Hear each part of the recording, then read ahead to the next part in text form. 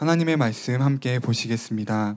오늘 우리에게 주시는 하나님의 말씀은 베드로후서 2장 5절에서 10절 말씀입니다.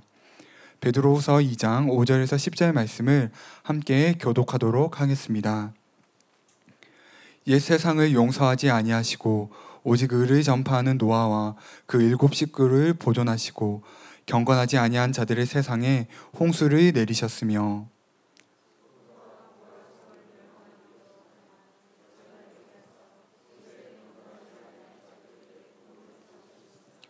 무법한 자들의 음란한 행실로 말미암아 고통당하는 의로운 롯을 건지셨으니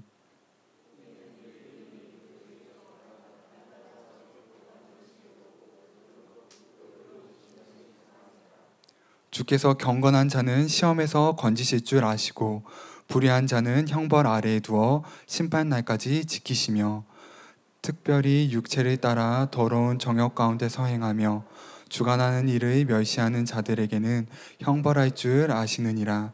이들은 당돌하고 자긍하며 떨지 않고 영광 있는 자들을 비방하거니와. 아멘. 이제 김동우 목사님이 나오셔서 경건한 삶의 중요성이라는 제목으로 하나님의 말씀 선포해 주시겠습니다. 좋으신 주님을 찬양합니다. 오늘 사회 보신 전사님이 전에 설교하실 때 하나님께서 마음을 먹었습니다 이렇게 말을 해야 되는데 먹었습니다를 이제 존칭을 쓰고 싶은 거예요. 하나님이 먹었다? 하나님이 마음을 드셨습니다. 이렇게 하더라고요. 마음의 결단을 하는데 마음을 먹었다 하면 이게 자연스러운데 마음을 드셨습니다. 마음을 잡수셨습니다 안 하시길 다행인 것 같아요. 네, 웃어주셔서 감사합니다. 제가 최근에 미국의 마약 중독에 대한 소식을 듣게 되었습니다. 여러분도 보신 분이 있겠지만 지금 미국 필라델피아, 켄싱턴 거리에는요 좀비 거리라고 할 정도로 많은 마약하는 젊은이들이 이곳에 모여서 길거리에서 서슴없이 마약을 하고 또 노숙하면서 마약에 완전히 중독되어서 좀비처럼 서지도 못하고 앉지도 못하고 그냥 허리 숙여 있고 어떤 사람은 기괴한 행동으로 몸이 강직이 되어서 그렇게 정신적으로도 환각에 빠진 상태에서 수많은 지금 젊은이들이 미국에서 죽어가고 있다고 합니다. 미국은 현재 5분에 1명씩 마약 때문에 사망하고 있다고 그래요. 충격적인 소식은 미국의 2021년 젊은 층의 사망 원인 1위가 바로 마약 중독이라고 합니다. 그래서 지금 미국이 이 젊은이들의 이 마약 문제가 큰 사회적 이슈가 되고 문제가 되고 있다고 합니다. 비단 이뿐만이 아니에요. 청교도인들로 세워진 미국이 최근 3개월 전에 하원과 상원에서 통과된 동성결혼 허용법이 바이든 대통령이 최종적인 서명을 함으로써 통과가 되었다고 합니다. 이로 인해 지금까지 동성혼을 금지해오던 32개의 주를 포함해 미국의 50개 주 모두가 동성결혼을 인정받게 되었습니다. 정말 탄식이 나오는 일이죠. 정말 안타까운 일이 아닐 수가 없습니다. 그래서 지금 성적 타락과 마약이 미국을 집어삼키고 있어요. 그런데 한국도 그 길을 따라가고 있습니다. 한국이 다른 것은 몰라도 마약에 있어서는 청정국가였습니다. 그런데 지금 한국도 마약이 급속도로 퍼지고 있다고 합니다. 코로나 전만 해도 대한민국의 마약 중독자가 1만 명 정도 되었다고 합니다. 근데 지금 어느 정도냐면 100만 명에 육박한대요. 젊은이들에게 급속도로 지금 퍼지고 있는데 그 이유 중에 하나가 지금 마약이 옛날에는 천연 마약이었는데 천연 식물로 아펜이라든가 이런 게 몰핀이라든가 이렇게 천연 마약이었는데 지금은 중국에서 합성 마약, 펜타닐이라는 합성 마약이 아주 저가로 5,000원에 아주 저가로 그리고 우리나라가 인터넷이 발달되어 있잖아요. 그러니까 집까지 배달해 준다는 거예요. 그래서 30분이면 어느 지역이든 다 받아서 먹을 수가 있다는 거예요. 근데 이 펜타닐은 몰핀과 헤로인의 100배 한다는 거예요. 강도가. 이 금단현성도 100배. 그러니까 지금 이 펜타닐에 중독된 젊은이들이 점점 늘어나고 있다는 것입니다.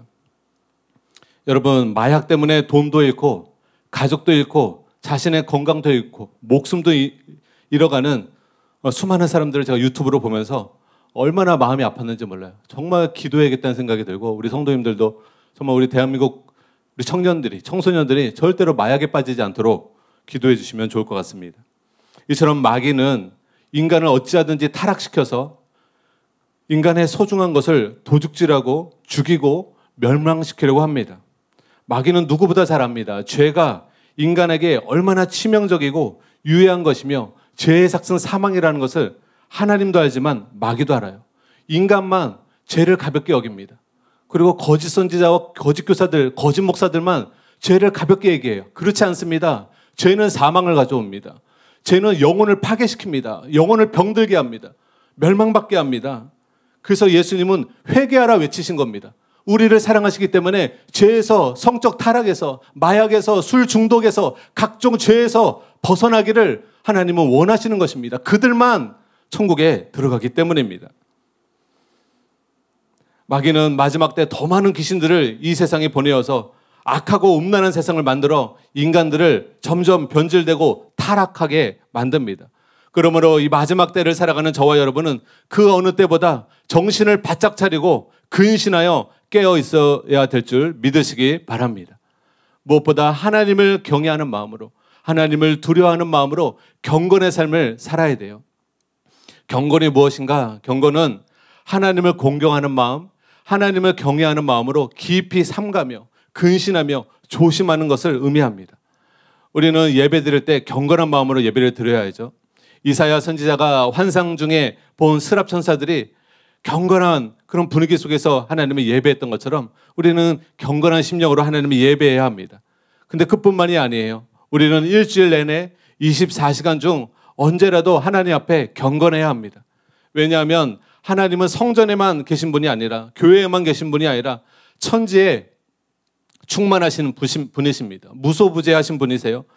그래서 모든 곳에 계시는 하나님을 의식하고 그분 앞에서 삼가 조심하며 경건하게 살아가는 것을 하나님이 원하십니다.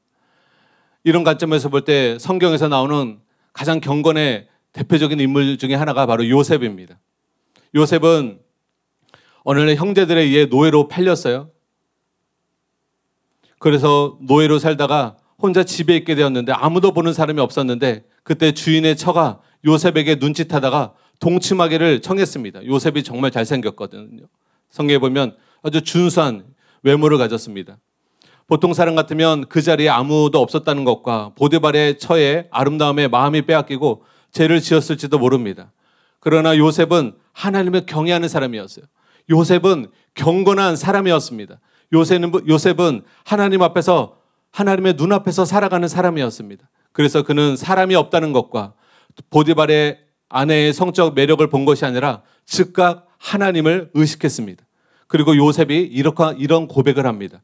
내가 어찌 이 큰 악을 행하여 하나님께 죄를 지으리요.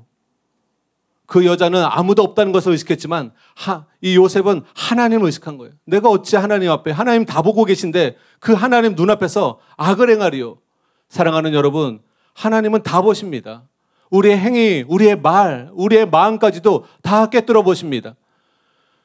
이 세상에서는 검사들이 증거가 필요하고 증인이 필요하죠. 왜냐하면 검사가 다 보지 않았기 때문에 그 사건을. 그러나 하나님은 그러실 필요가 없어요. 모든 사람의 것들이 다 하나님 앞에 벌거벗은 것처럼 다 드러납니다. 사람의 일거수일투족, 사람의 마음, 하나님은 그 동기까지도 다 꿰뚫어 보실 수 있으신 거예요. 그 하나님의 불꽃 같은 눈앞에서 우리가 정직하게 진실하게 살아가야 되는 줄 믿으시기 바랍니다. 사람은 속여도 하나님은 속일 수 없다는 것을 알고 하나님 앞에 정직하고 진실하게 또 경건하게 살아가야 되는 것이에요. 그리고 이 경건의 힘이 바로 여기에 있습니다. 요셉처럼 정욕과 세속에 빠지지 않고 하나님 앞에 죄를 범하지 않는 것입니다. 이러한 경건이 여러분에게 있으십니까? 예배 시간뿐만이 아니라 여러분 직장 가운데서도, 가정에서도 어디에 있든지 여러분 하나님을 의식하고 계십니까?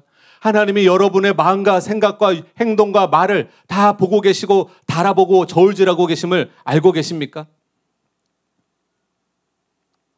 경건의 능력과 경건의 훈련을 통해서 우리는 경건하게 살 수 있어요. 사람은 자신의 노력과 힘만으로 경건하게 살 수가 없어요. 그래서 성경에 보면 경건의 능력이 필요하다. 인간에게. 그래서 그 예수 그리스도의 복음 안에 경건의 능력이 주어집니다. 성령의 능력이 주어집니다. 죄를 이길 수 없는 우리 인간이, 타락한 본성이 있는 우리 인간이 죄를 이기려면 반드시 성령의 능력, 경건의 능력, 이것을 받아야 되는 줄 믿으시기 바랍니다. 그래서 예수 그리스도의 복음이 너무나 중요한 거예요. 타락한 인간들에게 유일한 해결책, 유일한 치유책, 예수 그리스도의 복음입니다. 그 복음에 나타나는 하나님의 능력만이 우리를 새롭게 하고 우리가 죄를 이기며 하나님의 뜻대로 살 수 있게 하는 그런 능력인 줄 믿으시기 바랍니다. 이런 하나님의 능력으로 경건한 가운데 살아가게 되면 범사에 유익이 있다라고 성경은 약속하고 있고요. 이생과 내세에 약속이 있다라고 성경은 약속하고 있습니다. 그래서 저와 여러분이 하나님 앞에서 득지하며 죄를 쌓으며 하나님의 진노가 쌓이는 삶을 사는 것이 아니라 경건하게 삶으로 말미암아 이생과 내세에 약속이 있는 삶을 살아가시기를 예수님의 이름으로 축복합니다. 첫째로 한번 따라해 보겠습니다. 경건은 심판의 기준입니다. 베드로 호서에서 베드로는 경건을 단순히 신앙적인 교양이라고 표현하고 있지 않습니다. 경건은 심판의 기준으로 명백하게 제시하고 있습니다. 베드로 호서를 읽으면 경건은 있어도 되고 없어도 그만인 그런 옵션이 아닙니다. 모든 신앙인들에게 반드시 없어서는 안 될 필수적인 요건이에요. 본문에서 베드로는 몇 가지 역사적인 사례들을 통하여서 경건하지 않은 모든 자들이 하나님 앞에 멸망받았음을, 심판받았음을 그 역사적인 사례들을 듭니다. 첫째로 노아 홍수 심판 때 경건치 않은 모든 자들이 멸망받은 사건을 베드로가 이야기합니다. 베드로서 2장 5절입니다. 같이 한번 읽겠습니다. 시작. 옛 세상을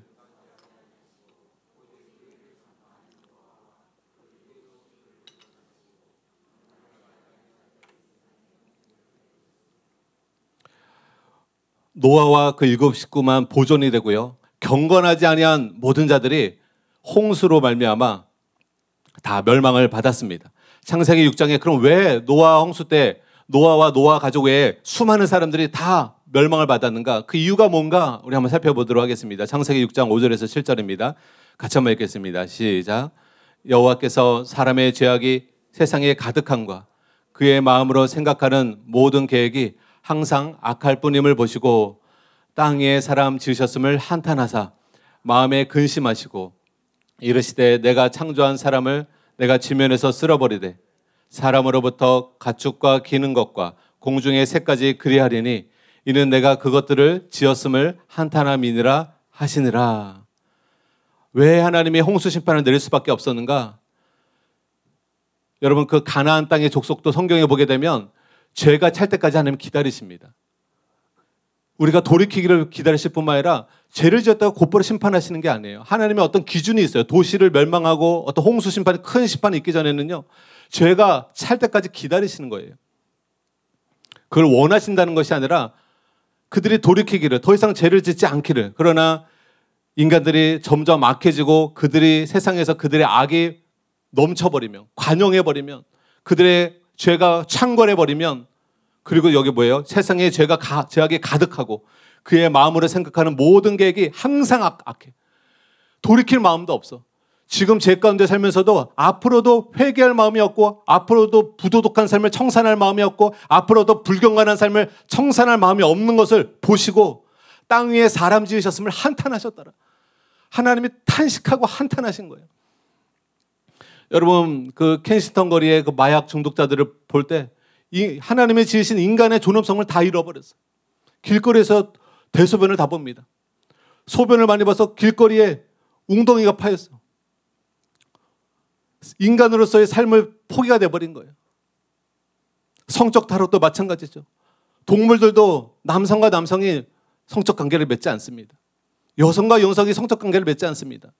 하나님의 지으신 이치가 있고 자연적인 법칙이 있는데 그걸 거스르는 거예요. 성적 동성애는 성적인 죄 중에 가장 가증한 하나님이 가장 분노하시는 죄임을 성경은 말하고 있습니다.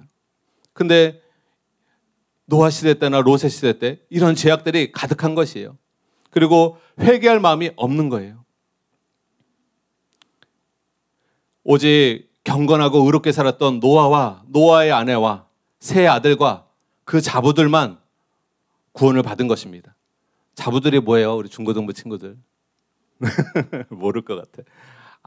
아들의 부인이기 때문에 며느리를 얘기하는 거예요. 며느리, 자부들. 그래서 노아와 포함해서 8식구만 제외하고는 모든 불경건한 자들이 멸망을 받은 거예요.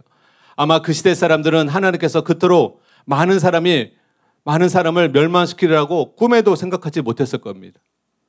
이렇게 많은 사람이 있는데 불경건하게 산다고 다 지옥 가겠어? 여러분, 하나님의 심판은요, 상대평가가 아니에요. 절대평가입니다. 경건하지 않은 사람이 천국 갈 거라고 상상하면 안 돼요.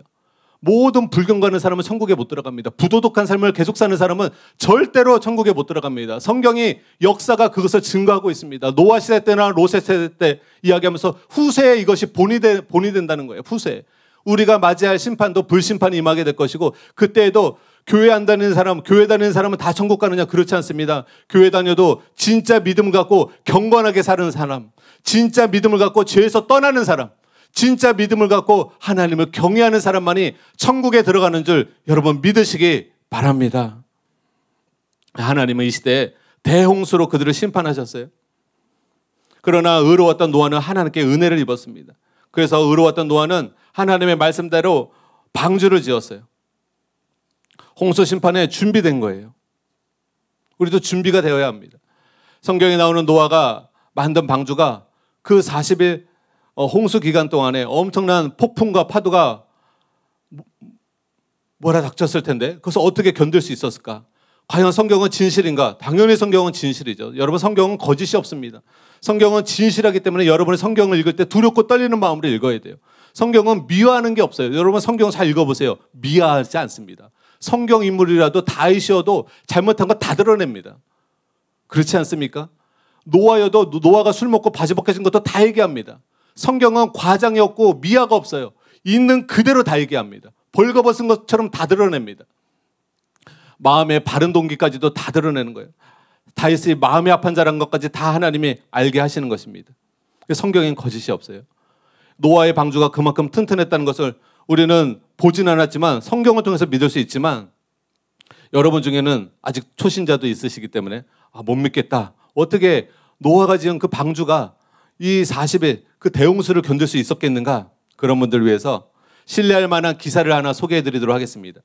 국민일보 1993년도 2월 17일자에 실린 기사입니다. 노아의 방주는 현대 조선공학으로 제작된 그 어느 선박보다도 뛰어난 안전성을 갖고 있다는 기사가 실렸습니다. 이 기사의 내용은 다음과 같습니다. 우리나라 국가공인기관인 해사기술연구소 홍석원 박사팀에 의해 수행된 노아 방주 실험이 있었습니다. 해사기술연구소가 1992년 6월부터 한국창조과학회 요청으로 노아의 방주를 조성공학적 입장으로 접근하여서 연구 결과를 발표하여 주목을 받고 있다. 이 연구소는 선박의 선형시험 및 관련 성능 평가 업무에서 세계적으로 인정받는 기관으로서 선박 수출 2위 국가인 우리나라의 수출선의 대부분이 이곳에서 성능 평가를 받고 있고, 그 결과는 외국의 선주들에게도 그대로 인정되고 있으며 지금까지 480여 척의 선박의 성능을 평가했다고 알려져 있다. 해사기술연구소는 본 학회의 의뢰를 받아 선박의 안정성 연구 분야에서 국내 최고 권위자인 홍석원 박사를 팀장으로 한 9명의 전문 연구팀에게 맡겨 선박의 안정 성능을 실험하게 되었다. 연구에 앞서 우선적으로 해결할 문제가 있었는데 기초 자료의 부족이 그것이었다. 특히 방주의 외모 모습, 방주의 내부 구조에 대한 자료가 턱없이 부족하였다. 그러나 이러한 방주 자료의 제약성에도 불구하고 성경 창세기에 나와 있는 노아 방주의 규격, 길이가 135m, 너비가 22.5m, 높이가 13.5m라는 것과 아라렛 산에서 목격된 방주의 형상을 토대로 실제로 노아의 방주를 보건도를 바탕으로 해서 제작을 한 겁니다. 건조할 수 있었다. 그 실험 결과 노아 방주는 매우 안전한 선박이라고 결과가 나왔다. 더 나아가 노아의 방주가 현대의 최첨단 조선공학적 기법으로 제작된 그 어느 선박보다 뛰어난 안정성을 갖고 있는 배웠다는 것이 입증이 되었다. 이게 실제 기사에 난 겁니다. 그러니까 이 노아의 방주가 어떤 폭풍 속에서도 전복이 되지 않는 아주 안전한 그런 길이와 넓이와 높이로 하나님이 제작하신 거예요. 여러분, 그 시대에 누가 이걸 압니까? 지금도 12개의 그 측량이 다른 높이 넓이가 다른 것들하고 비교를 해봤는데 노아의 방주가 가장 안전성이 뛰어나다고 검증이 된 것입니다. 여러분, 실제로 노아 방주가 하나님의 말씀 따라 지어졌고 노아의 홍수가 실제 있었다는 것은 여러분 역사적인 사실입니다. 그리고 또 하나의 역사적인 사실은 뭐냐? 이 대홍수 기간에 경건했던 노아와 노아의 가족은 방주에 타서 살아날 수 있었지만 경건치 않은 모든 사람이 하나님의 홍수 심판에 멸망을 받았다는 것도 역사적인 사실임을 여러분 꼭 믿으시기 바랍니다. 둘째로 소돔과 고모라 심판 때도 경건치 않은 모든 자들이 멸망을 받았습니다. 베드로서 2장 6절에서 10절입니다. 우리 한번 같이 읽겠습니다. 네, 시작. 소돔과 고모라 성을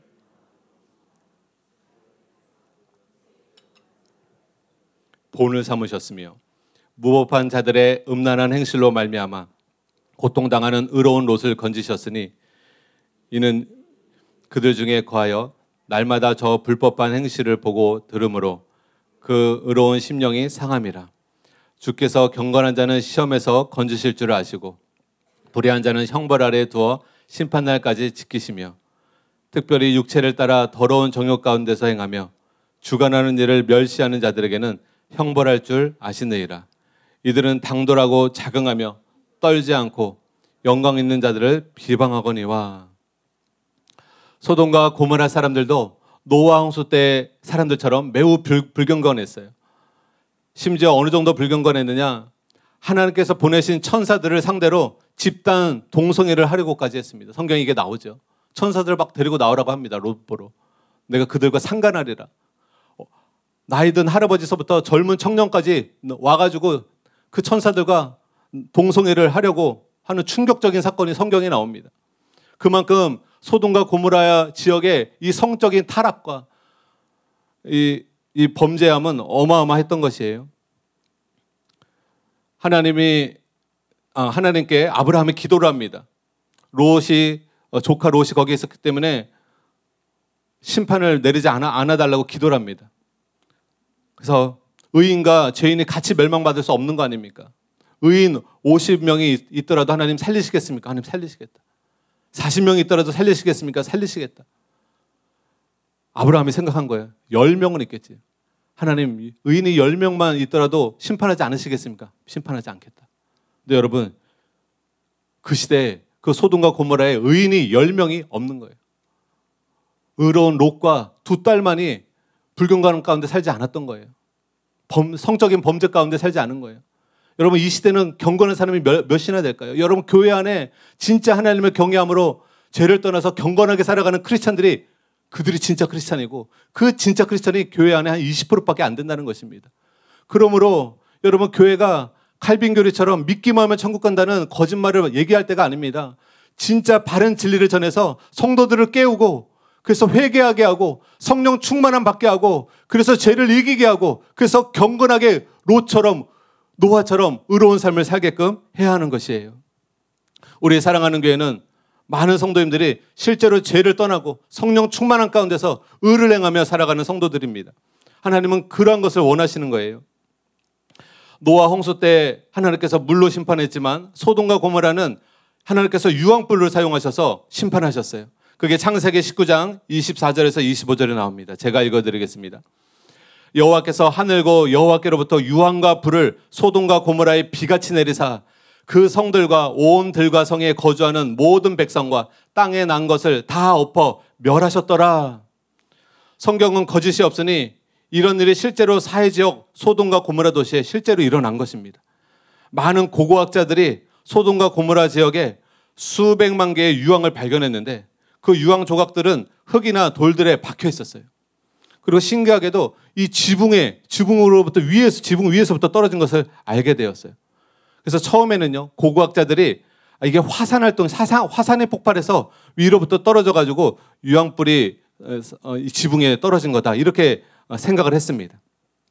그런데 놀라운 사실은 소돔과 고모라 지역에 발견된 유황이요, 지구상에서 존재하지 않는 순도 100%에 가까운 순수 황이라는 사실이었어요. 지구의 화산 활동으로 생성되는 유황은 순도 40%의 황이거든요. 그리고 연한 노란색을 띱니다. 그러나 소돔과 고모라 지역에 발견한 황은 지구상에서 화산 활동에서 발견되는 황의 모습이 아닌 거예요. 순도 100% 가까운 유황이었고 색깔이 흰색 황인 것입니다. 결정 구조도 지구에 있는 황과 다른 거예요. 지구에서 볼 수 없는 황이 소돔과 고모라 땅에 박혀 있는 거예요. 돌들에. 그렇다면 여러분, 순도 98%의 황은 도대체 어디에서 나왔을까요? 처음에 고고학자들은 화산 활동으로 이게 분출해서 이렇게 됐을 거라고 생각한 거예요. 근데 과연 다른 거예요. 화산 활동의 황과 이 소돔과 고모라의 땅에 떨어진 이 황이 질적으로도 결정 구조도 다른 거예요. 지구상에 없는 황이 떨어진 거예요. 어디서 나왔을까요? 루팡처럼 한번 탐정가가 돼서 한번 어제 이게 읽다가 혹시 이거 아닐까? 근데 이게 맞더라고요. 네, 마음속으로 여러분 딱 답이 내리신 분도 있으실 것 같아요. 맞추시는 분도 있으실 것 같습니다. 오랜 기간 동안에 고고학자들이 풀어내지 못했습니다. 그런데 현대과학이 발달하면서 어떤 일이 벌어졌냐? 소돔과 고모라 도시에 임한 순도 98%의 유황이 어디로부터 왔는지 알 수 있게 되었어요.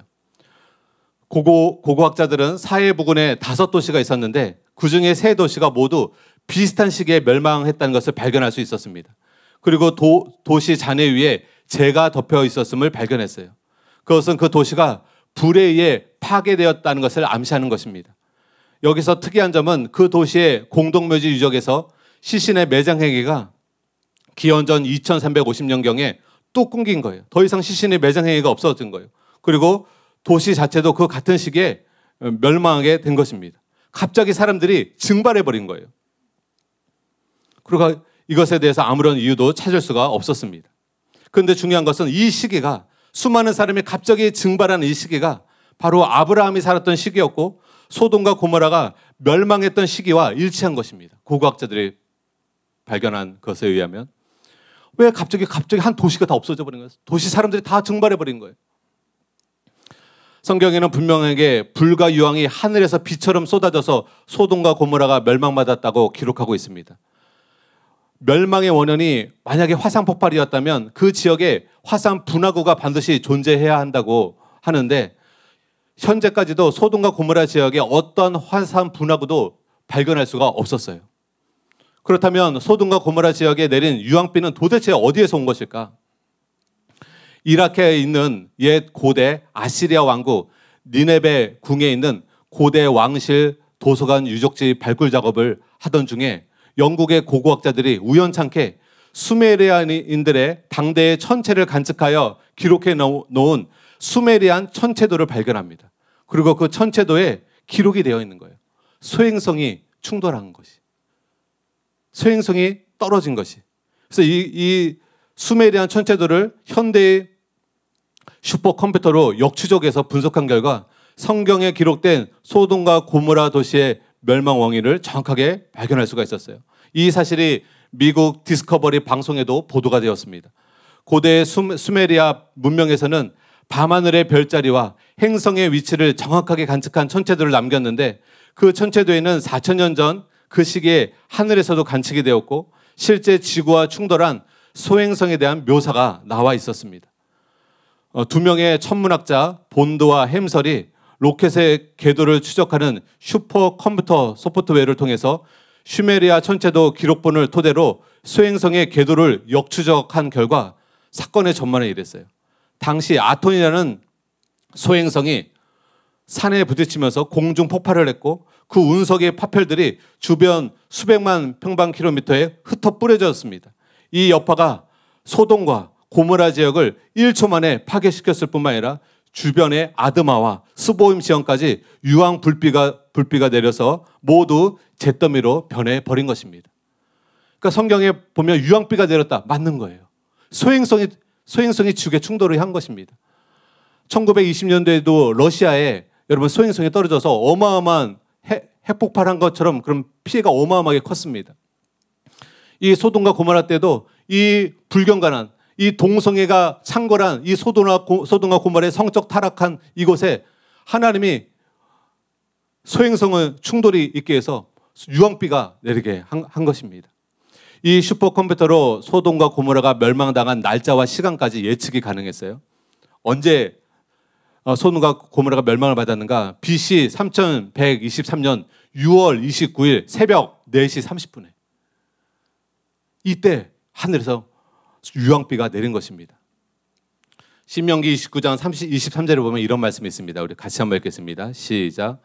그 온 땅이 유황이 되며 소금이 되며 또 불에 타서 심지도 못하며 결실함도 없으며 거기에는 아무 풀도 나지 아니하며 옛적에 여호와께서 진노와 격분으로 멸하신 소돔과 고모라와 아드마와 스보임의 무너짐과 같음을 보고 물을 것이요. 이 말씀 그대로요. 지금도 옛 소돔 고모라 지역에 가면 전 지역이 유황과 소금으로 되어 있고 불에 타서 곡식을 심을 수도 없고 거둘 수도 없고 풀도 자라지 않는 지역으로 지금까지 보존되어 있다고 합니다. 성지순례 가는 사람들이 이곳을 찾아보죠. 이러한 유황불 심판이 왜 소돔과 고모라 성에 임한 것인가? 오늘 본문 7절에 보면 이렇게 말하고 있습니다. 무법한 자들의 음란한 행실 때문이다. 무법한 자들의 음란한 행실. 여기서 무법하다는 말에 주의해야 되는데요. 우리가 성생활이 다 나쁜 것이 아닙니다. 하나님께서 인간에게 성은 아름다운 것으로서 고귀한 선물과 같습니다. 그래서 이 성은 결혼이라는 아름다운 하나님이 만드신 제도 속에서 남녀 부부관계 안에서만 허용하신 하나님의 소중한 축복이요 은혜입니다. 그래서 하나님이 명하신 자연 질서대로 남자와 여자가 결혼해서 결혼 생활을 통해서 서로가 성을 나눌 수 있도록 하나님이 허락해 주신 거예요. 그런데 무법하다는 말은 무엇인가? 하나님께서 주신 이 자연 법칙을 역행한다는 것이에요. 자연과 양심을 거역하고 행동하는 모든 성적 문란 행위가 바로 무법한 자들의 음란한 행실이라는 말로 표현되고 있는 것입니다. 성적인 기준이 있다는 거예요. 성 자체가 나쁜 건 아니지만 이것이 남녀관계, 부부관계에서만 허용이 된다는 것입니다. 특히 소돔과 고모라와 같은 성적으로 문란한 이 도시를 이름을 활용해서 영어에 소돔이잖아요. 소돔이라는 단어가 있어요. 소돔이. 소돔이라는 단어는 뭐냐? 소돔이라는 도시의 지역 이름과 미라는 단어를 붙여가지고 소돔이가 되었는데 이 뜻이 남색하다, 동성애하다, 그다음 수간하다, 동물과 성관계하다 이런 뜻이에요. 소돔이. 소돔이 동성애의 동의어입니다. 얼마나 부끄럽고 듣기에도 수치스러운 말인데 이 소돔이라는 도시가 그만큼 성적으로 타락했기 때문에 이 소돔이라는 단어가 활용돼서 소돔이라는 단어가 나온 것입니다. 지금 여러분 캐나다까지도 동성애가 합법화되고 수간이 합법화가 되었습니다. 이게 말이 됩니까? 사람이 사람으로서 남자가 성관계를 맺고 사람이 동물과 성관계를 맺는다는 것이 우리가 생각해도 역겹고 속이 안 좋은데 여러분 거룩하신 하나님이 보실 때 이게 얼마나 하나님 앞에 대적하는 것이고 하나님의 자연 법칙이 있는데 부부관계 안에서 이루어져야 할 일들이 이렇게 불법적으로 성적으로 타락하는 모습을 보면서 그래서 소돔과 고모라의 이런 심판이 유황불로 인한 심판이 임하게 된 것입니다. 그런데 여러분 이 동성애가요 지금 미국에 아까도 말씀드렸듯이 50개 주 모두가 동성결혼이 합법화되었어요. 미국은 기독교 국가 중에 대표적인 국가인데 제가 그걸 접하면서 너무 마음이 아프더라고요. 그래도 32개 주는 남았었거든요. 근데 그 32개 주마저도 이번에 다 합법화가 된 것입니다. 여러분 대한민국이 동성결혼이 허용되지 않도록 저희가 끝까지 기도해야 되는 줄 믿으시기 바랍니다. 왜냐하면 심판이 임해요. 여러분 동성애는요 그들이 뭔지 모르고 지금 행할 수 있지만 쾌락 때문에 행할 수 있지만 쾌락이 중요한 것이 아니라 반드시 그에 상응된 심판이 임하고 형벌이 임하고 고통이 임합니다.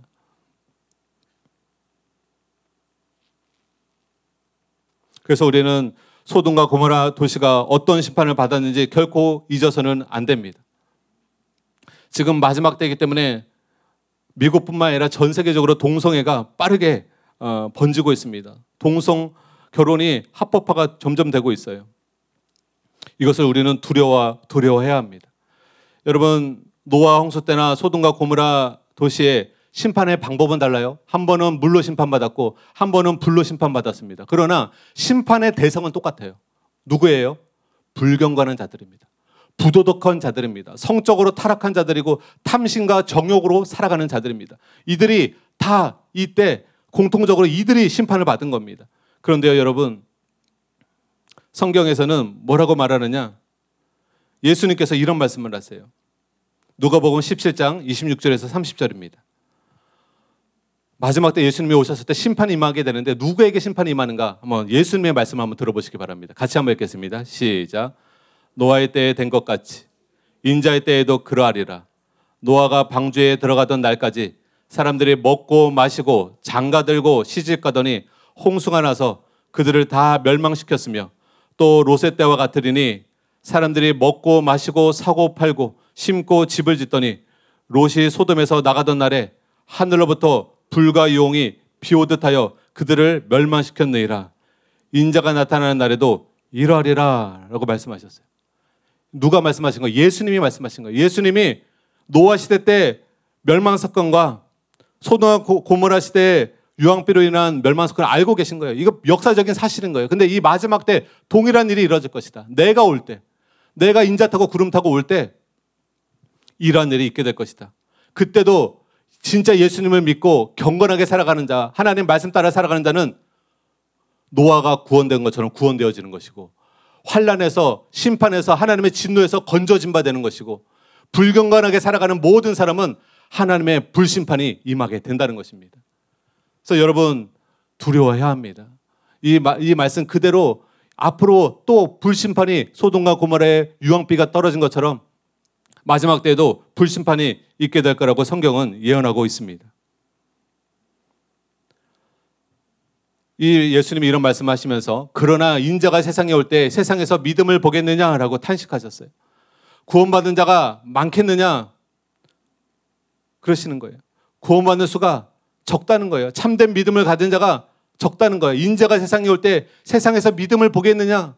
진실한 믿음을 가진 자가 노아 시대 때도 적었고 롯의 시대 때도 적었고 마지막 때도 적다는 거예요. 너무 대부분의 사람들이 타락해 버린다는 거예요. 대부분의 사람들이 마약이든 술이든 성적 타락이든 부도덕한 삶을 포기하지 않는다는 거예요. 끊지 않는다는 거예요. 교회 다녀도 목회자들이, 장로님들이, 권사님들이, 집사님들이 죄를 끊어버리지 않는다는 거예요. 세속에 빠져서 몸은 교회에 오지만 마음은 세상 것에 빼앗겨 살아간다는 것입니다. 그래서 탄식하시는 거예요. 인자가 세상에 올 때 세상에서 믿음을 보겠느냐? 진실한 믿음을 가진 사람을 보겠느냐? 경건한 사람을 보겠느냐? 예수님의 이 말씀처럼 우리는 정신을 차리고 신실한 신앙생활을 해야 되는 줄 믿으시기 바랍니다. 대다수의 사람들이 동성애를 지지한다고 동성애가 합법화될 수 없어요. 기준은 하나님의 기준입니다. 미국의 법으로 동성애가 합법화되더라도 하나님 나라에서는 불법입니다. 동성애는 불법입니다. 하나님 보실 때 그것은 가증한 일입니다. 하나님께서 노아 시대나 롯이 살던 시대에 살던 불경건한 모든 자들은 심판하시고 다른 시대에 사는 불경건한 사람들은 너그럽게 용서하시고 구원하실 거라고 생각하십니까? 결코 그렇지 않습니다. 하나님은 어느 시대를 불문하고 회개하지 않고 끝까지 불경건한 삶을 살아가는 자들을 반드시 심판하십니다. 이것이 성경에 여러 곳에 경고되어 있어요. 이사야 33장 14절에 이렇게 말하고 있습니다. 제가 읽어드리겠습니다. 시온의 죄인들이 두려워하며 경건하지 아니한 자들이 떨며 이르기를 우리 중에 누가 삼키는 불과 함께 거하겠으며 우리 중에 누가 영영이 타는 것과 함께 거하리요 하도다. 사도 바울은 이렇게 경고합니다. 하나님의 진노가 불의로 진리를 막는 사람들의 모든 경건하지 않음과 불의에 대하여 하늘로부터 나타나나니. 하나님의 진노가 누구에게 나타나요? 모든 경건하지 않음과 불의를 행하는 자들에게 하늘로부터 나타나나니. 사도 베드로도 이렇게 경고합니다. 베드로전서 4장 18절에 같이 한번 읽겠습니다. 시작. 또 의인이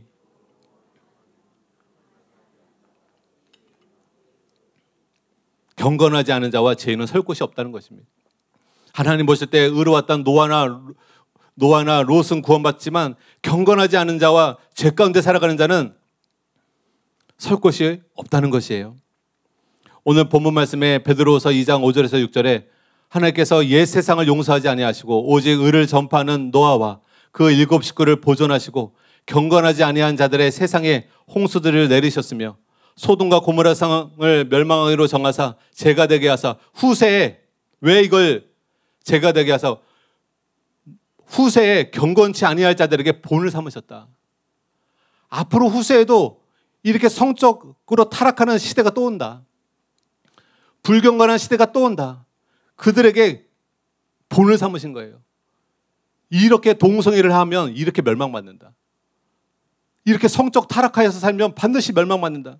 본을 삼게 하기 위해서 후세에 살아가는 경건치 않은 자들에게 본을 삼기 위해서 기록이 되었다라고 말씀하고 있는 것입니다. 베드로 후서 3장 8절에서 12절을 보면 기니까요. 짧게 이야기하면 마지막 때 불심판이 임하게 되고 주의 날에 도둑같이 오게 됩니다. 10절에 보게 되면.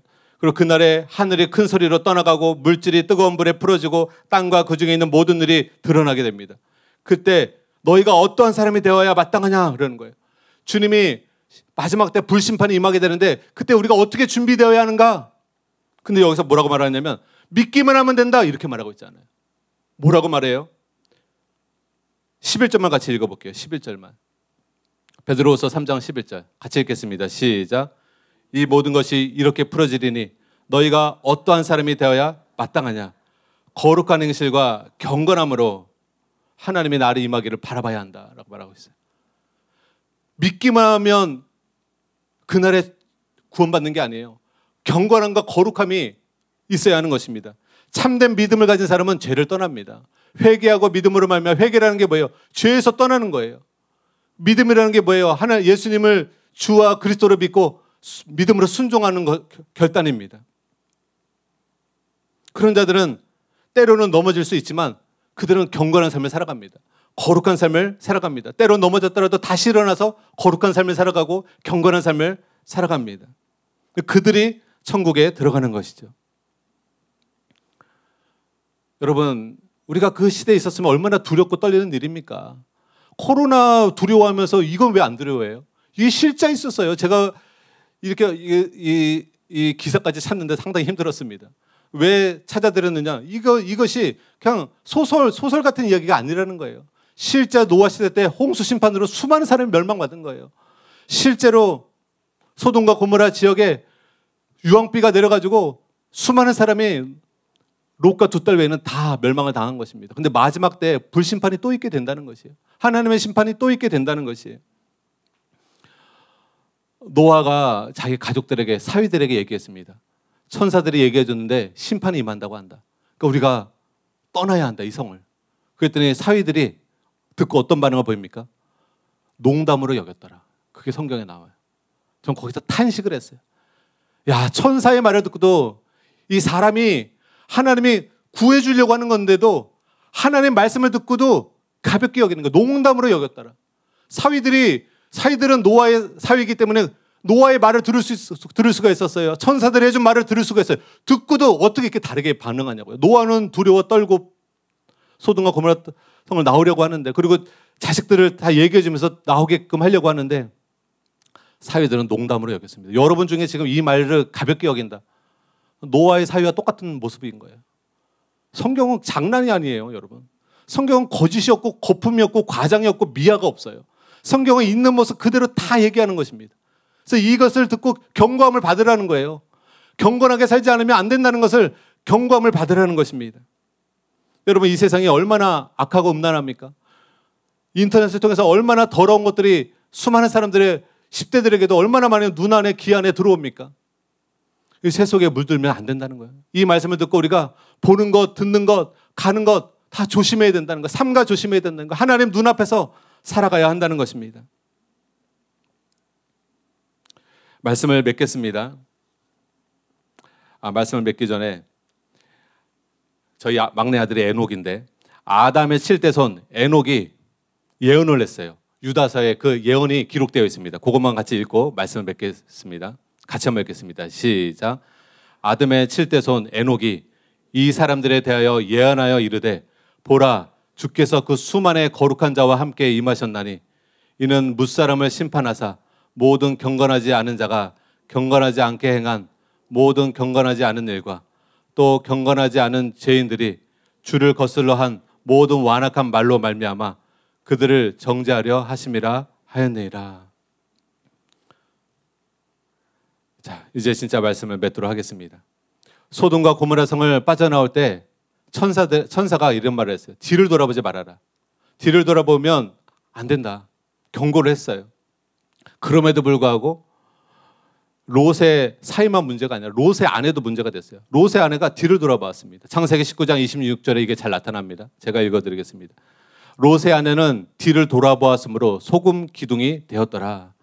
지금 사해 지역을 가면 실제로 그 롯의 처가 소금 기둥이 된 것 같은 그런 기둥이 하나 있대요. 뭐 그게 맞는지 틀린지 모르지만 거기 가면 그게 하나 있다 하더라고요. 근데 롯의 아내는 왜 뒤를 돌아보았을까요? 돌아보지 말라고 했는데 천사가. 왜냐하면 이전에 즐기던 향락과 쾌락의 도시 소돔과 고모라에 대한 도시에 대한 미련이 남아 있었던 거예요. 소돔과 고모라에서 몸은 빠져나왔지만 마음이 빠져나오지 못한 거예요. 마음에 미련이 남아서 돌아본 거예요. 단순히 돌아본 게 뭐 죄인가요? 마음이 빠져나오지는 못한 거예요. 소돔과 고모라에서 주는 쾌락이 아직 미련이 남아 있었던 거예요. 여러분이 몸만 세상에서 교회로 빠져나오면 안 됩니다. 여러분의 마음이 세상에서 빠져나와야 됩니다. 이곳에서 몸만 앉아있으면 아무 의미 없어요.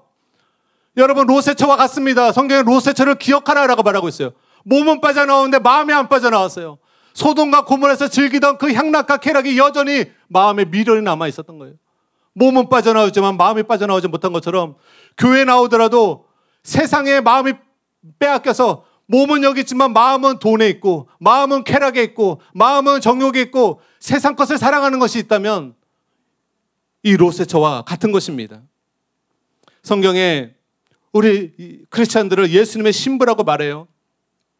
그래서 세상과 벗대는 것은 여러분 신부가 아니라 가늠한 여인이다 라고 성경은 말합니다. 야고보서 4장 4절입니다. 우리 같이 한번 읽겠습니다. 시작. 가늠한 여인들아 세상과 벗된 것이 하나님과 원수됨을 알지 못하느냐? 그런즉 누구든지 세상과 벗이 되고자 하는 자는 스스로 하나님과 원수되는 것이니라. 여러분 두려운 마음으로 이 말씀 들으시기 바랍니다. 여러분 가늠한 여인들아. 왜 가늠한 여인들아 그래요? 예수님의 신부인데 세상의 임금인 사단이고 세상을 사랑하는 거예요. 세속에 빠져서 사는 거예요. 세상에 빠지고 세상 것들을 사랑하며 살아가는 것이 하나님과 원수된 것을 알지 못하느냐 라고 말하고 있습니다. 사랑하는 여러분, 우리가 두 주인을 섬길 수 없다라고 예수님은 말씀하셨어요. 하나님과 돈, 하나님과 세상을 둘 다 사랑하려는 분이 계시다면 오늘 그 두 마음을 성결케 하시기 바랍니다. 그리고 여러분을 하나님께로 마음을 정하시기 바랍니다. 그리고 롯의 처를 기억하시기 바랍니다. 그래서 세상에 미련을 가지지 마시기 바랍니다. 제가 그 마약하는 사람들의 그 동영상을 봤어요. 봤는데 그런 이야기를 하더라고요. 이 마약을 하게 되면 처음에 상상하지 못했던 이제까지 누려보지 못한 쾌락이 온대요. 어마어마한 쾌락이래요. 그래서 그걸 끊지 못하는 거래요. 처음에는. 한 번도 경험하지 못한 사람이 일생을 살면서 한 번도 경험하지 못할 쾌락과 그런 것들 경험되어진대요. 근데요 중요한 것은 그게 사람의 그런 도파민을 한 번에 다 쓰는 거래요. 그래서 나중에 이게 마약을 하더라도 도파민이 더 안 나오면 마약을 해도 기쁨이 안 온대요. 그래서 더 많은 양의 마약을 하고 더 많은 양의 마약 주사를 놨는데 더 이상 기쁨이 이제 오지 않는데요. 그리고 그다음부터 고통만 온대요. 고통이 온대요. 금단 현상이 온대요. 그래서 마약을 해도 고통스럽고 마약을 안 해도 고통스럽고 죽지 못할 사정으로 너무 고통스럽다. 그래서 그 사람이 이런 표현을 하더라고요. 몇 사람이 동일한 표현을 하더라고요. 마약을 시작하는 것은 지옥문을 여는 것과 같다. 지옥문을 여는 것 같다. 악기가 완전히 전략적으로 만들어 놓은 게 이 마약과 같다. 너무 모든 고통을 다 당한대요. 사랑하는 여러분, 죄라는 게 이와 같습니다. 처음에 지을 때는 쾌락과 뭔가 좋은 걸 주는 것 같지만 죄는요 반드시 사람의 영혼을 병들게 하고 고통을 줍니다. 그리고 죄가 장성한 죄는 습관적인 죄는 믿는 신자라도 멸망받게 합니다. 그러므로 저와 여러분이 의롭고 경건했던 노아와 롯처럼 하나님 앞에 하나님을 경외하며 하나님을 두려워하며 죄를 떠나고 경건한 삶을 삶으로 말미암아 하나님의 진노의 심판대에서 하나님의 은혜로 건져지는 인생의 길을 예수님의 이름으로 축복합니다. 그러므로 진짜 죄에서 돌이키는 회개를 오늘 하기 원합니다. 그리고 여러분이 습관적인 죄가 있다면 오늘 진짜 끊어버리시기 바랍니다. 아, 목사님 그래도 언제 마지막 때일지 모르잖아요. 언제 예수님이 오실지 모르잖아요. 언제 죽을지 모르잖아요. 여러분이 습관적인 죄가 있는 상태에서 사고로 죽으면 그 상태에서는 지옥으로 가는데 여러분 그런 모험을 왜 합니까? 그런 무서운 모험을 왜 여러분의 영혼이 그런 기회를 내어줍니까? 그래서 여러분 오늘이 은혜 받을 만한 때고 오늘이 회개할 날이고 오늘이 구원받을 날입니다. 습관적인 죄를 회개하고 불경건한 삶을 회개하고 부도덕한 삶을 회개하고 하나님의 보시는 앞에서 정결하고 거룩하고 경건한 삶을 살기로 우리가 기도하기 원하는데 경건하게 살 수 있는 능력이 성령으로부터 주어집니다. 그래서 우리가 회개하고 성령의 충만함을 달라고 성령의 충만함이 임하여서 육체의 욕심을 이루지 않고 거룩함을 이루며 의의 열매를 맺으며 하나님 뜻대로 살 수 있도록 도와달라고 우리 이 시간 함께 기도하도록 하시겠습니다. 하나님 아버지 감사와 찬양과 영광을 올려드립니다. 아바 아버지 오늘 베드로후서의 말씀을 통하여서 불경건한 삶이 얼마나 위험한 것인지 불경건한 삶을 살았을 때 어떠한 역사적인 사건이 있었는지 우리가 깨닫게 하여 주심을 감사합니다. 이 마지막 때도 동성애가 창궐하고 있습니다. 마약이 창궐하고 있습니다. 부도덕한 삶이 창궐하고 있습니다. 악기들이 창궐하고 있습니다. 음란하고 더러운 악기들이 수많은 사람들을 죄에 중독되게 하고 있습니다. 아바 아버지 인터넷과 수많은 매체를 통해서 주님 가정으로 죄악된 것들이 흘러 들어오고 있습니다. 아바 아버지 이 마지막 때를 살아가는 우리 사랑하는 성도들이 한 사람도 죄 가운데 살아가는 성도들이 없게 하여 주시옵소서. 불경건한 가운데 살아가는 자들이 없게 하여 주시옵소서. 아바 아버지 노새 두 사위처럼 이러한 말씀을 듣고도 농담으로 여겨서 마음이 두려움이 없고 떠는 게 없고 교만해져서 당돌하여 하나님 앞에 자긍하며 회개할 줄 모르는 그런 사람이 없게 하여 주시옵소서. 오늘 말씀을 듣고 나에게 주신 기회다. 내가 지옥불에 떨어질 수 있었는데 나의 불경건함을 회개하지 않으므로 내가 저 로세 때 사람들처럼 내가 노아 때 사람들처럼 주님 심판받을 수 있었는데 아바 아버지 나를 사랑하사 오늘 이러한 말씀을 듣게 하심을 감사와 찬양을 올려드립니다. 아바 아버지 우리가 다시 오실 예수님이 재림하시는 것이 예비가 되어 있습니까? 준비되어 있습니까? 노아처럼 방주가 준비되어 있습니까? 준비되게 하여 주시옵소서. 안전한 것은 예수 그리스도 안에 거하는 것밖에 없습니다. 예수 그리스도 안에 붙어있는 것밖에 없습니다. 예수님께 붙어있어야 주님의 심판대에 안전한 것입니다. 누가 예수님께 붙어있을 수 있습니까? 진짜 죄에서 돌이키는 회개를 하는 자입니다. 그리고 예수님을 임금과 구주로 모셔드리고 믿음으로 예수님께 순종하고자 결단하는 자입니다. 아바 아버지 예수님과 연합하여 믿음으로 순종하는 삶 살게 하소서. 예수님과 동행하는 삶 살게 하소서. 항상 하나님을 의식하며 어디에 있든지 주님 거룩함과 경건함으로 살아갈 수 있도록 도와주시옵소서. 아버지 오늘 죄가 끊어지기 원합니다. 얽매이기 쉬운 죄가 끊어지기 원합니다. 중독적인 죄가 끊어질지어다. 예수님의 이름으로 끊어질지어다. 알코올 중독 예수님의 이름으로 끊어질지어다. 성적인 중독 예수님의 이름으로 끊어질지어다. 마약 중독 예수님의 이름으로 끊어질지어다. 탐심의 중독 예수님의 이름으로 끊어질지어다. 오 아바 아버지 모든 죄의 종로를 태우며 살았던 것에서 끊어지게 하여 주시옵소서. 그리고 오늘 경건의 능력을 받게 하소서. 성령의 능력을 받게 하소서. 성령의 충만함을 받게 하여 주시옵소서. 그래서 세속에 물들지 아니하고 이 세상이 악하고 음란하지만 주님 예수님의 형상을 나타내며 하나님의 거룩함을 나타내며 경건한 삶을 살게 하여 주시옵소서. 요셉처럼 어떤 유혹이 있더라도 하나님을 의식함으로 주님 그 유혹을 물리치게 하여 주시옵소서. 그 시험을 물리치게 하여 주시옵소서. 오 자비롭고 거룩하신 주님, 감사와 찬양을 올려드립니다. 저와 성도님들의 날마다 성령의 충만함을 구하게 하여 주시옵소서. 죄를 이기게 하여 주시옵소서. 시험에 들지 않게 하여 주시옵소서. 아버지 깨어 기도하게 하여 주시옵소서.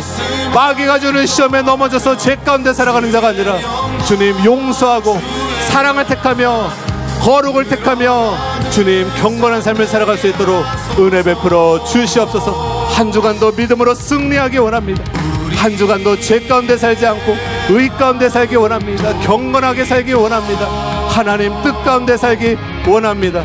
아버지 사랑하는 성도들을 보호하여 주시옵소서. 시험에 들지 않도록 지켜 주시옵소서. 악에 빠지지 않게 하여 주시옵소서.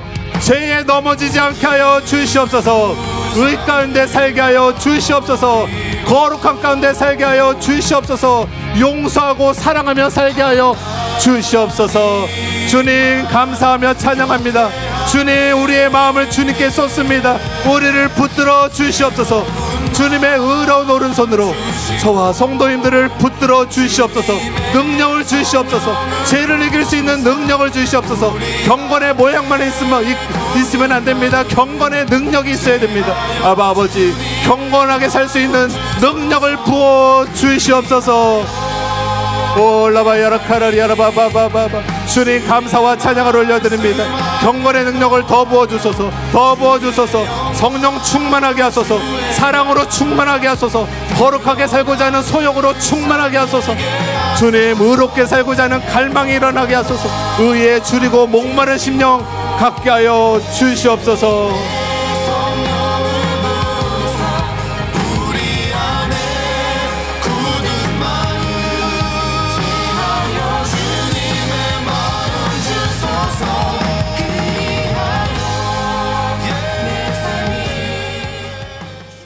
이 모든 말씀을 예수님의 이름으로 기도드립니다. 아멘.